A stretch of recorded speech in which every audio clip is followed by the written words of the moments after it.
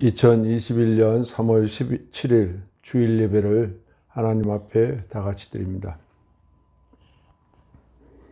여호와께서 그 백성에게 구속을 베푸시며 그 언약을 영원히 세우셨으니 그 이름이 거룩하고 지존하시도다. 여호와를 경외함이 곧 지혜의 근본이라. 그 계명을 지키는 자는 다 좋은 지각이 있나니 여호와를 찬송함이 영원히 있으리로다. 아멘. 거룩하시고 자비로우시며 은혜가 풍성하신 아버지 하나님, 주의 크신 은혜와 사랑을 진심으로 감사드립니다. 주의 사랑하는 백성들을 지난 한 주간도 하나님 은혜 가운데 살게 하시다가 주의 거룩한 날을 맞이하여 하나님 앞에 머리를 조아리고 마음을 모아 하나님을 경배하는 귀한 시간 삼아 주셔서 이 시간도 온전히 아버지 하나님을 찬송하며 경배하는 귀한 시간 되게 하여 주옵시고, 예수 그리스도의 구속의 은총을 이 시간도 깨달으며 성령 하나님의 도우심을 따라 살아가고 있음을 이 시간도 자각하는 귀한 시간 되게 하옵소서. 온전히 하나님께만 영광 돌리는 이 시간 예배되게 도와주옵소서. 예수님 거룩하신 이름으로 감사하며 기도 올리옵나이다. 아멘. 이 시간 우리 다 같이 신앙 고백 드립니다. 전능하사 천지를 만드신 하나님 아버지를 내가 믿사오며 그 외아들 우리 주 예수 그리스도를 믿사오니 이는 성령으로 잉태하사 동정녀 마리아에게 나시고 본디오 빌라도에게 고난을 받으사 십자가에 못 박혀 죽으시고 장사한 지 사흘 만에 죽은 자 가운데서 다시 살아나시며 하늘에 오르사 전능하신 하나님 우편에 앉아 계시다가 저리로서 산 자와 죽은 자를 심판하러 오시리라. 성령을 믿사오며 거룩한 공회와 성도가 서로 교통하는 것과 죄를 사하여 주시는 것과 몸이 다시 사는 것과 영원히 사는 것을 믿사옵나이다. 아멘. 우리 이 시간 교동문 10번 시편 27편 우리 다 같이 차근차근 봉독합니다. 여호와는 나의 빛이요 나의 구원이시니 내가 누구를 두려워하리요? 여호와는 내 생명의 능력이시니 내가 누구를 무서워하리요? 나의 대적 나의 원수된 행악자가 내 살을 먹으려고 내게로 왔다가 실족하여 넘어졌도다. 군대가 나를 대적하여 진칠지라도 내 마음이 두렵지 아니하며 전쟁이 일어나 나를 치려 할지라도 내가 오히려 안전하리로다. 내가 여호와께 청하였거든 한 가지 일 곧 그것을 구하리니 곧 나로 내 생전에 여호와의 집에 거하여 여호와의 아름다움을 앙망하며 그 전에서 사모할 것이라.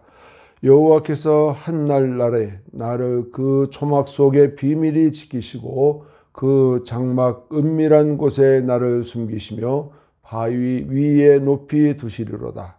이제 내 머리가 나를 두른 내 원수 위에 들리리니 내가 그 장막에서 즐거운 제사를 드리겠고 노래하며 여호와를 찬송하리로다. 아멘. 우리 찬송가 14장, 새 찬송가 26장, 구세주를 아는 이들 우리 다 같이 찬양합니다.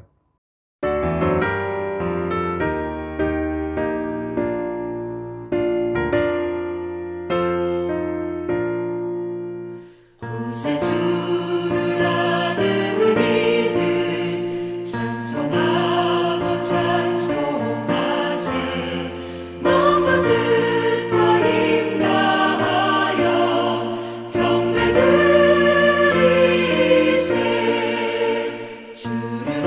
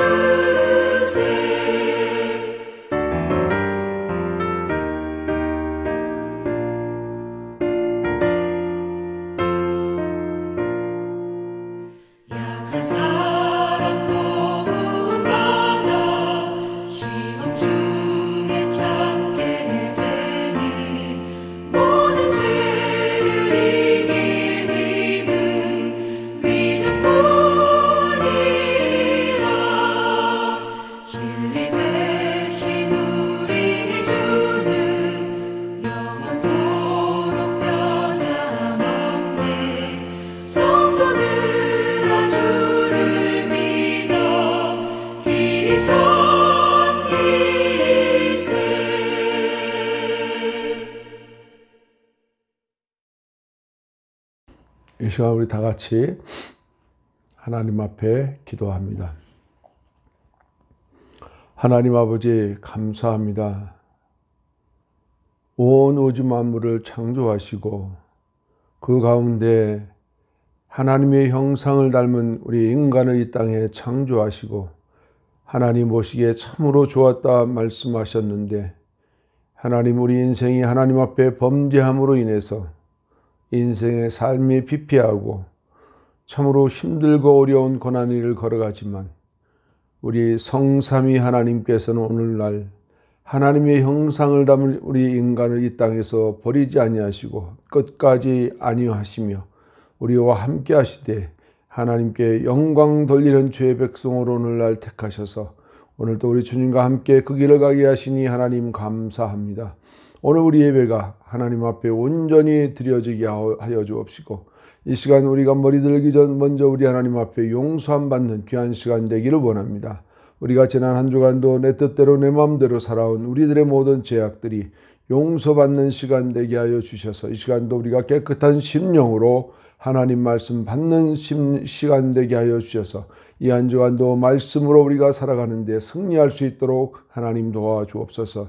특별히 아버지 하나님 이 세상에는 바이러스로 인해서 힘들고 어려운 시간들을 맞이했고 모든 삶의 경제활동이 마비된 가운데 모두가 다 힘들어 아우성하는 가운데 있사오니 아버지여 이제는 우리를 통촉하여 주셔서 우리를 불쌍히 여겨주옵시고 긍휼히 여겨주옵시고 이 땅에 만연한 모든 질병의 근원을 차단하여 주셔서 주의 사랑하는 백성들이 하나님을 자유롭게 예배하며 찬송하며 또한 말씀 안에 순종하며 그 길에 우리가 복종하여 따르며 나아가는 주의 백성들 되도록 이 시간 하나님 함께하여 주셔서 우리가 겸손함으로 하나님만 찬양하는 주의 귀한 백성들로 아버지 하나님 삼아 주셔서 이 땅에 진정으로 평안이 찾아오게 하시고 우리 하나님 앞에 자유로이 왕래할 수 있도록 우리 아버지 하나님 함께하여 주옵소서. 원근 각지에서 이 시간도 예배를 참여하고자 하는 모든 자들을 하나님 축복해 주옵시고 영상으로 예배하는 저들 모두 위에 하나님의 놀라운 축복이 함께하게 하여 주옵소서. 감사하고 예수님의 이름으로 기도 올리옵나이다. 아멘. 이 시간 우리 헌금송 71장 3절 우리 다 같이 하나님 앞에 찬양합니다.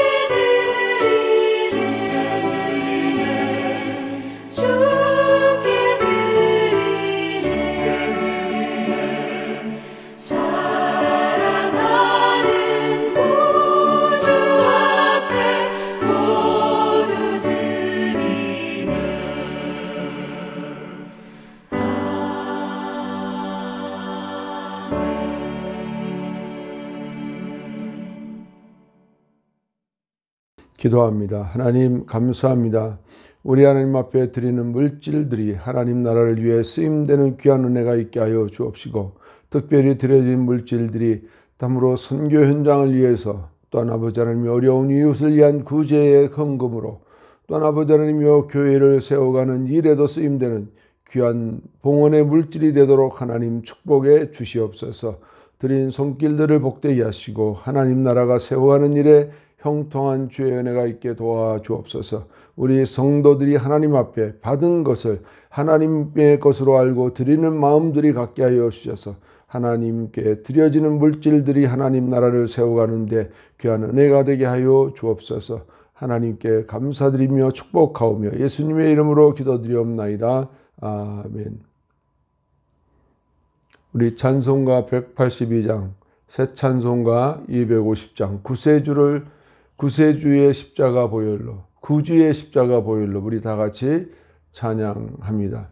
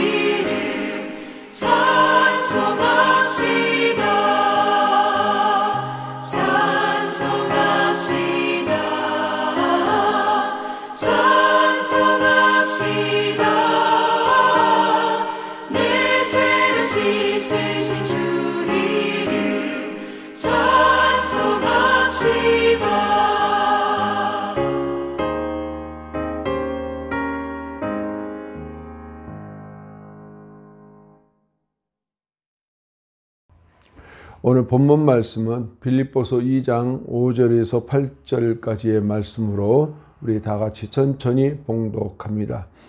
너희 안에 이 마음을 품으라. 곧 그리스도 예수의 마음이니 그는 근본 하나님의 본체시나 하나님과 동등됨을 취할 것으로 여기지 아니하시고 오히려 자기를 비어 종의 형체를 가져 사람들과 같이 되었고 사람의 모양으로 나타나셨음에 자기를 낮추시고 죽기까지 복종하셨으니 곧 십자가에 죽으심이라. 아멘. 오늘 본문 말씀을 중심으로 우리 겸손을 배우자라는 말씀을 오늘 또 우리가 말씀을 배워 나가고자 합니다. 만약에 어느 한 회사가 유능한 신입사원을 뽑기 위해서 예수님의 제자들을 대상으로 인물 분석을 했다고 한번 가정해 봅니다. 회사가 그들의 의, 학력, 경력, 적성을 종합해 컴퓨터의 분석을 의뢰했다면 아마 이런 결과가 나왔을지도 모르겠습니다. 어디까지나 예를 들어보는 것입니다.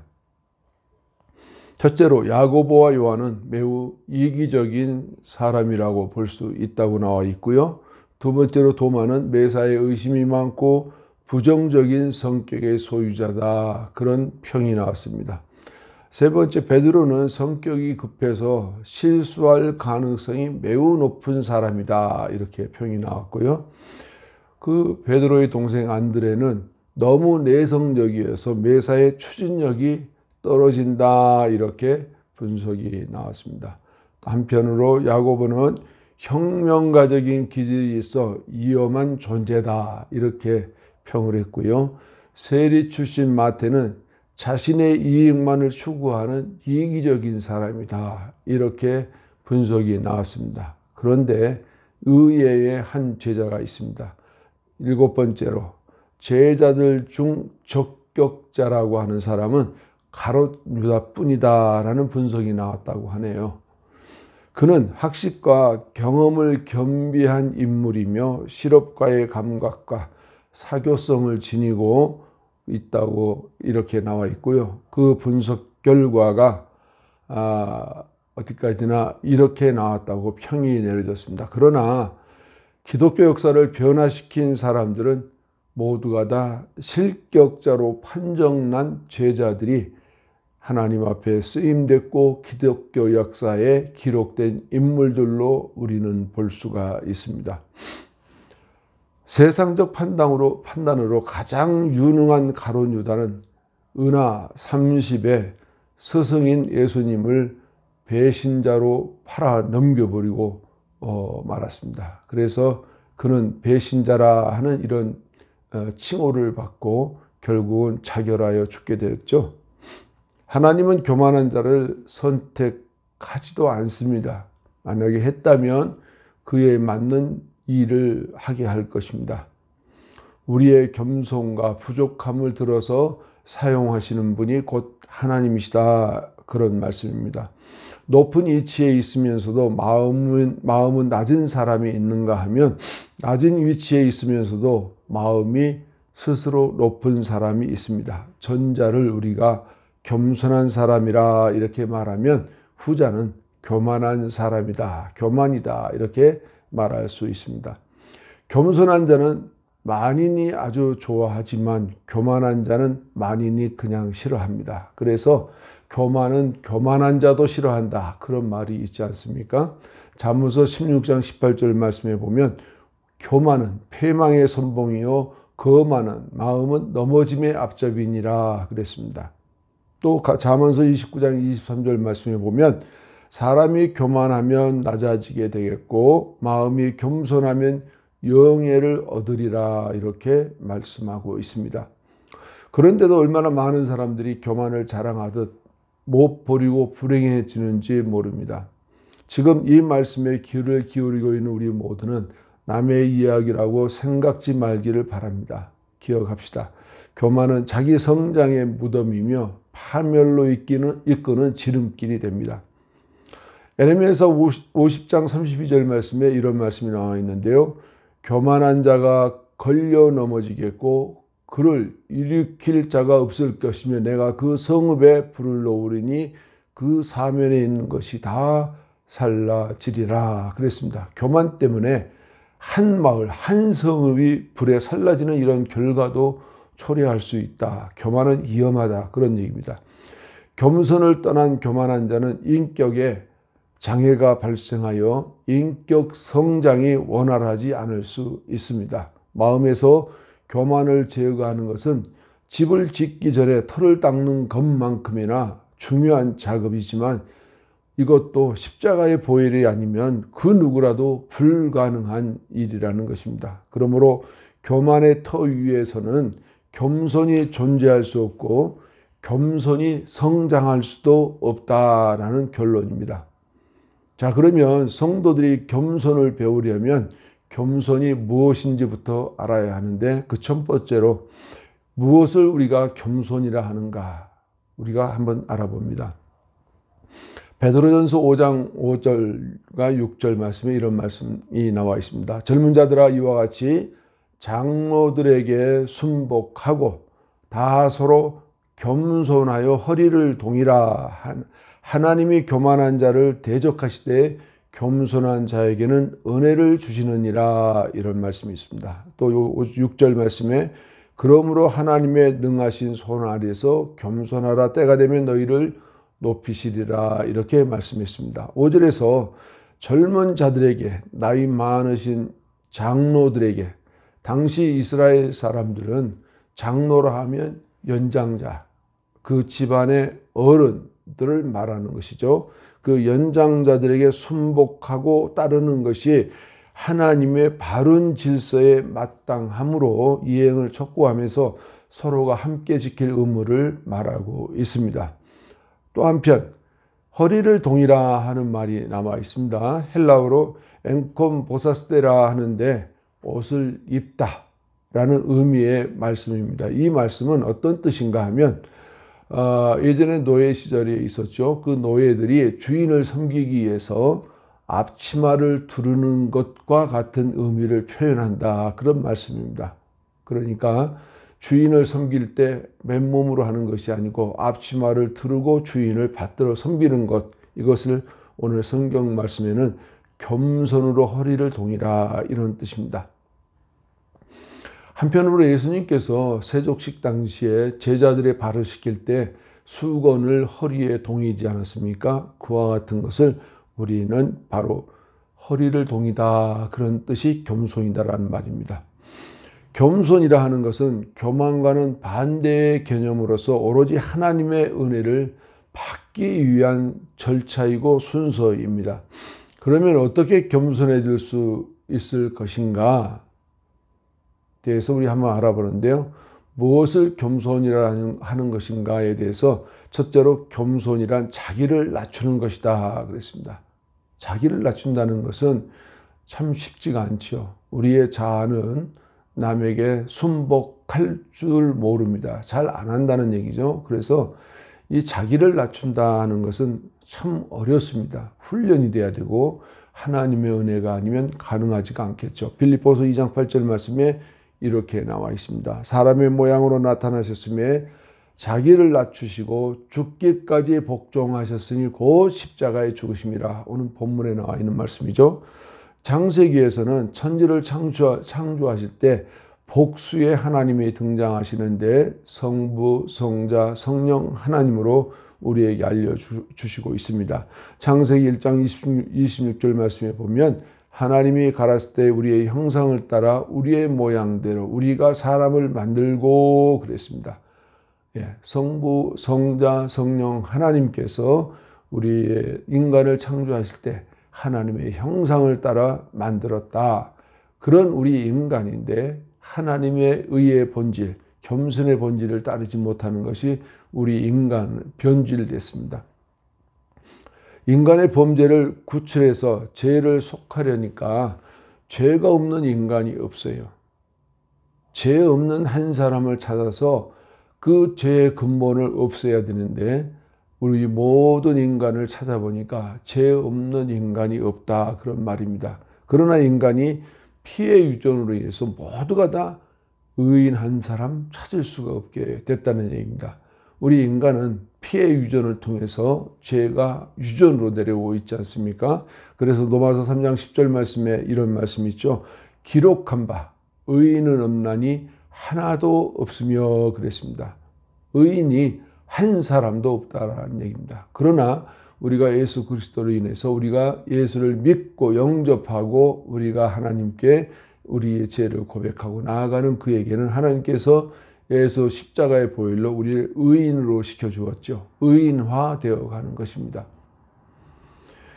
우리와는 피가 다른 오직 하나님의 잉태로 동정녀 마리아에게서 탄생하시고 오직 의인으로서 우리를 위해 십자가에서 제 형벌을 받으신 분이 계시죠. 그분이 참 의인이시고 그분의 피는 죄가 흐르지 않는 피인데 그 피는 어디에서 왔는가? 하나님께로부터 왔다. 성령으로 잉태했다. 그 말입니다.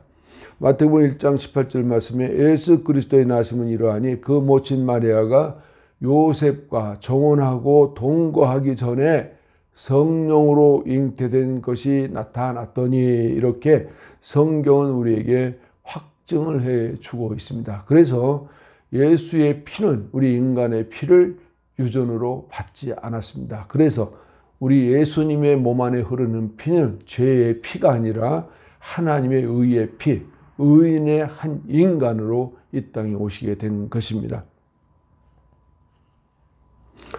겸손은 곧 자기를 낮추는 것입니다. 설명은 쉽지만 실천은 쉽지가 않습니다. 모두들 자기를 높이기를 좋아하거든요. 그러나 예수님 말씀하시기를 누가복음 14장 10절 11절 말씀에 이런 말씀을 하셨는데요. 청함을 받을 때에 차라리 가서 말석에 앉으라. 그러면 너를 청한 자가 와서 너더러 벗이어 올라 앉으라 하리니 그때에야 함께 앉은 모든 사람 앞에 영광이 있으리라. 무릇 자기를 높이는 자는 낮아지고 자기를 낮추는 자는 높아지리라. 그렇게 말씀했습니다. 지금 잔치의 한 자리에 예수님이 가셔서 한 사람의 초대받은 사람이 그분이 스스로 높다 생각하여 상석에 앉았는데 그만 주인이 찾아와서 친구여 그대는 내려와 앉으라. 당신보다 높은 분이 오셨으니 당신이 자리를 내어줘야겠습니다. 이런 사태가 벌어진 거죠. 그러니 초대받은 자는 제일 말석에 가서 앉으면 그분이 오히려 잔치에 초대한 분이 당신이 오히려 한 자리 올라앉고 더 높은 자리에 올라앉으십시오 했을 때 모든 사람 앞에 영광이 된다. 자기도 높아지는 영광이 된다. 그런 말입니다. 잔치에 청함을 받았을 때 제대로 상황 파악이 잘 안 되었을 때에는 낮은 자리에 앉는 것이 보통은 예의인데 그만 잔치의 상석에 앉았다가 뜻하지 않는 봉변을 당하는 상황을 예수님이 교훈으로 가르치고 계시는 것입니다. 자신을 낮추는 것은 겸손의 미덕이라고 했습니다. 여기서 한 가지 말씀 더 드리고 싶은 것은 영국의 빅토리아 여왕이 자기의 남편 된 부군 알버트 경과 조금 약간의 언성이 높아지는 성화가 있었다고 합니다. 그래서 알버트 경이 그만 자기 방에 들어가서 방문을 걸어 잠그고 며칠간 밖에 나오지 않았습니다. 당황한 빅토리아가 방문을 놓고 하면서 당신의 빅토리아 여왕입니다. 문 좀 여세요 라고 노크를 했어요. 그런데 아무리 애원을 해도 반응이 없습니다. 답답한 여종은 늙은 시종 무관을 불러 도움을 청했습니다. 무관은 말하기를 다시 가셔서 문을 놓고 한 후 여왕이라는 말을 빼고 애원해 보십시오. 이렇게 말씀을 드렸습니다. 그랬더니 여왕은 다시 알버트 경의 방문을 놓고 하며 당신의 빅토리아예요. 문 좀 여세요 했더니 며칠간 잠겼던 문이 스르르 열렸다고 합니다. 교만하면 될 일도 안 되고 겸손하면 안 될 일도 된다는 이런 뜻이겠죠. 저와 여러분들도 이런 일들은 없었는지 자신을 성찰하면서 겸손의 미덕을 남기시기 바랍니다.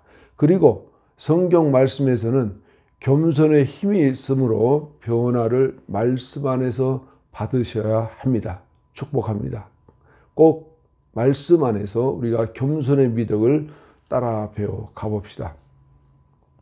두 번째로 겸손은 무엇을 겸손이라 하는가라는 말에 그 겸손이란 자기보다 남을 낮게 여기는 것이다 라고 했습니다.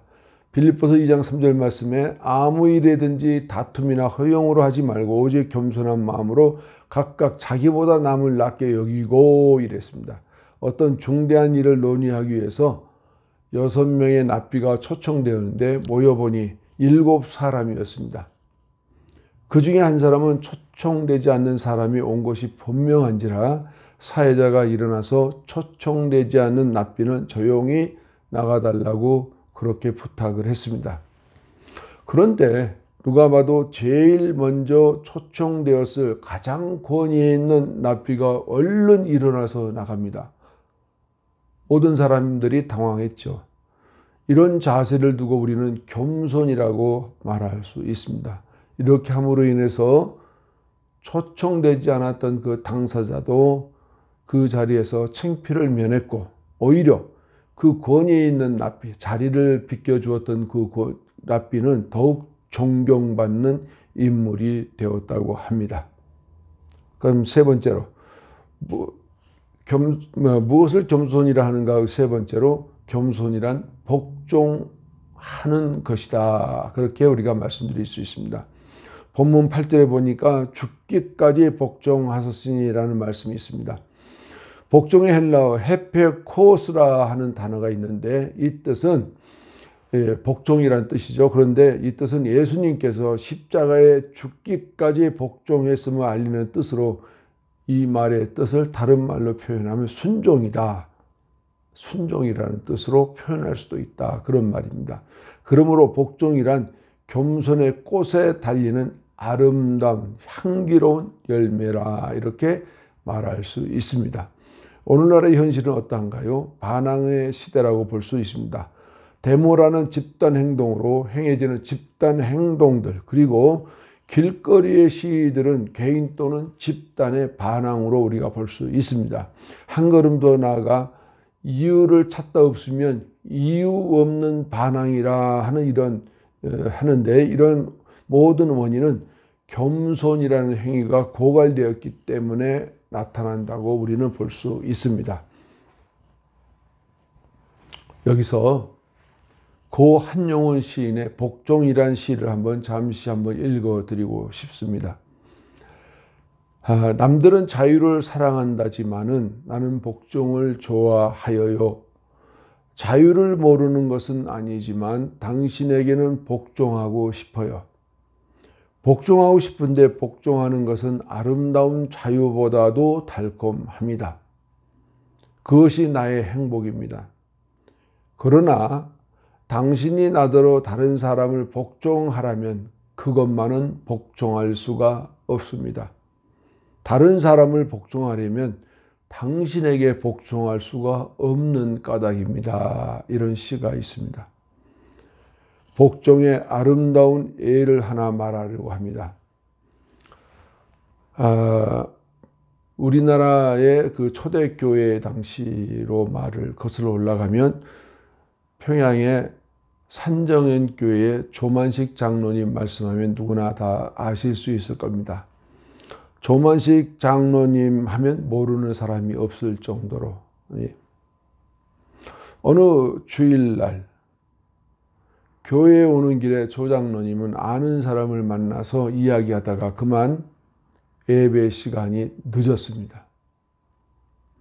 고개를 숙이고 예배당한 장로석까지 나오려고 걸어오려고 하는데 그만 조 장로님에게 담임 목사님이신 주기철 목사님에서 추상 같은 호령이 떨어졌습니다. 조 장로님, 장로님이 예배에 늦으면 됩니까? 그 자리에 서서 예배 드리십시오. 조만식 장로님은 낯빛 하나 변하지 않으시고 내내 끝자리에 서서 예배를 드렸습니다.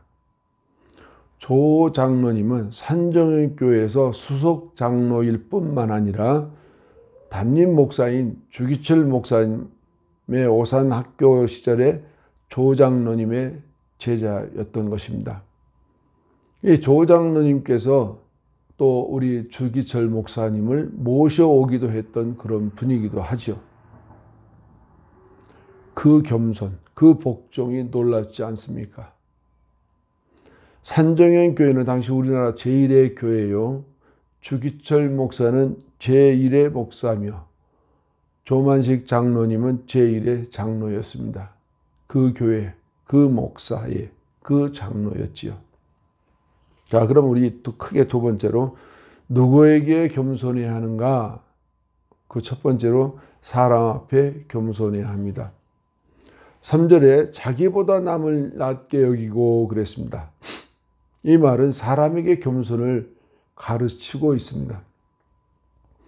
윗사람에게만 겸손이 아니라 아랫사람에게도 겸손은 해야만 합니다. 진정한 겸손은 아랫사람, 낮은 사람에 대한 겸손을 우리가 나타내는 것이라 말할 수 있습니다. 잠언 15장 33절 말씀에 여호와를 경외하는 것은 지혜의 훈계라 겸손은 존귀의 앞잡이니라 그랬습니다. 잠언 29장 23절에 사람이 교만하면 낮아지게 되겠고 마음이 겸손하면 영예를 얻으리라 그랬습니다. 두 번째로 누구에게 겸손해야 되는가? 하나님에게 겸손해야 합니다. 본문 6절에 그는 근본 하나님의 본체시나 하나님과 동등됨을 취할 것으로 여기지 아니하시고 라고 했습니다. 예수님은 하나님과 같은 분이시며 성부가 받을 영광을 같이 받으시려 하지 않으셨습니다. 사람은 먼저 하나님 앞에 겸손해야 됩니다. 베드로전서 5장 6절 말씀에 이런 말씀이 있는데요. 그러므로 하나님의 능하신 손 아래서 겸손하라. 때가 되면 너희를 높이시리라 이렇게 말씀합니다. 사람에게 겸손하면 하나님에게 교만한 사람은, 다시 말씀드리면 사람에게 겸손하면서 하나님에게 교만한 사람은 고양이는 무서워하면서 호랑이는 무서워하는 줄 모르는 경우를 우리가 말합니다. 또 사람에게 교만하면 물질이나 명예를 잃을 수 있지만 하나님께 교만하면 생명을 잃을 수도 있습니다. 민수기 14장 1절에서 2절까지의 말씀 보면 온 회중이 소리를 높여 부르짖으며 밤새도록 백성이 곡하였더라. 이스라엘 자손이 다 모세와 아론을 원망하며 온 회중이 그들에게 이르되 우리가 애굽 땅에서 죽었거나 이 광야에서 죽었으면 좋았을 것을, 이런 말씀이 나오는데요. 민수기 13장에서 이어서 14장으로 넘어가면 출애굽한 이스라엘 민족들이 광야에 집결하여 적과 꿀이 흐르는 가나안 땅을 앞에 두고 각 지파에서 대표 1인씩 12명을 선정해서 탐지하러 보냈는데 40일간의 경과보고 후에 이런 사단이 벌어진 것입니다. 10명의 탐지한 대표는 말 그 자체가 부정이었습니다. 하나님을 외면했습니다.